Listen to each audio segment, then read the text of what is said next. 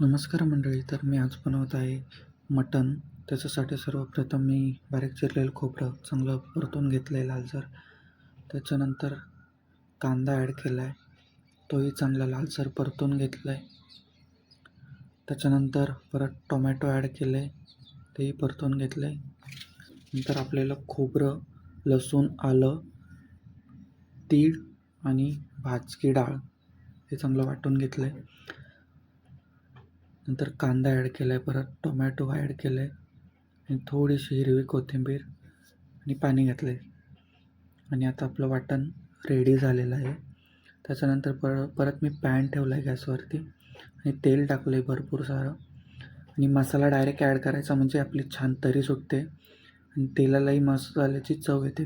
त्याच्यानंतर वाटण टाकलं आहे आणि ते छान असं मिक्स करून घेतलं आहे.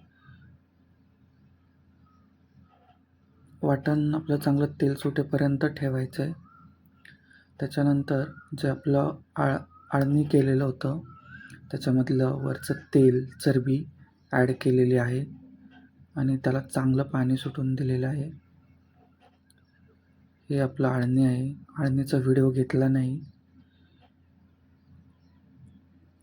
आता आपल्या याला चांगलं तेल सुटलेलं आहे. ते आता भाजीमध्ये ॲड करू. ॲड केल्यानंतर चांगलं त्याला मिक्स करून घ्यायचं आहे. तुम्ही बघू शकता किती छान अशी तरी सुटलेली आहे. आता आपली भाजी रेडी आहे. व्हिडिओ आवडला असेल तर नक्की लाईक, शेअर, सबस्क्राईब करा.